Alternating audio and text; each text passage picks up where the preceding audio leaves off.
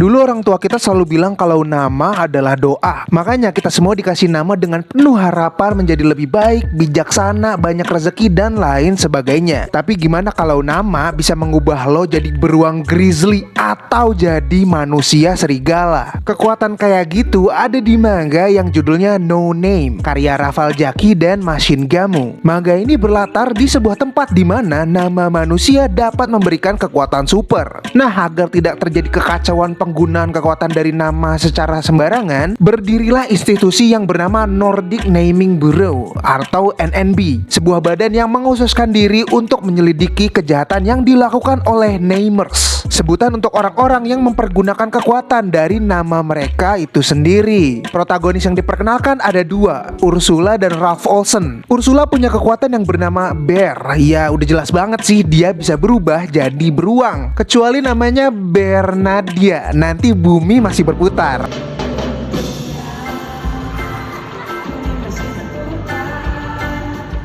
Tapi bukan sembarang beruang, karena kelihatannya Ursula mode beruang punya kekuatan yang 2 kali lipat lebih dari beruang pada umumnya. Satu lagi, Ralph Olsen yang punya kekuatan bernama Wolf Commander, di mana dia bisa memunculkan serigala-serigala yang ia pergunakan secara taktis dan mengikuti komandonya. Nah, Ursula dan Ralph ini merupakan agen dari badan NNB itu sendiri, menyelidiki kasus-kasus yang penuh misteri dari namers. Yang unik adalah di awal kita udah dikasih lihat nih bagaimana orang-orang mempergunakan kekuatan dari namanya dengan keren banget. Ada satu chapter di mana sebuah nama digunakan oleh seorang politikus untuk membuat seolah-olah apapun yang keluar dari mulutnya dapat dipercayai dan mempunyai wibawa yang lebih dalam. Terus juga di awal udah dikasih lihat ketimpangan sosial dan problem dari mempunyai nama itu sendiri. Jadi gini, kelihatannya pemilihan nama itu harus melalui badan institusi tersebut. Kadang nama yang diberikan tidak dirasa sesuai dan adil oleh orang tua yang tidak menyetujuinya. Ya, jadilah mereka buron karena tidak punya nama ternyata adalah sangat ilegal sekali di universe No Name ini. Jalan ceritanya padet, unik, misteri yang dark juga kerasa banget.